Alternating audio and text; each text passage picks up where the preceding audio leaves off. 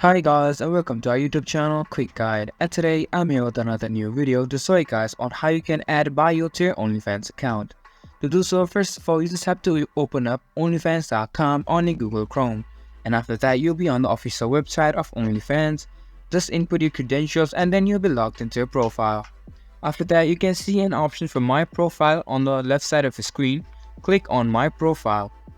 And here you can see an option for edit profile. If you click on edit profile and now scroll down until you see a box with is written bio on it. Now you can add any bio of your choice, and after that, after you have completed your bio, you can just click this save button which is on the top right corner of your screen, and then your bio will be updated on your OnlyFans account. So guys, that's how you can edit your bio or add bio to your OnlyFans account. This is much for this video, and I hope you guys find our video helpful. If you do, make sure to leave a like, subscribe to our YouTube channel and hit the bell notification. And don't forget to drop a comment for review and for more content like this. See you guys in our next video. Thank you for watching.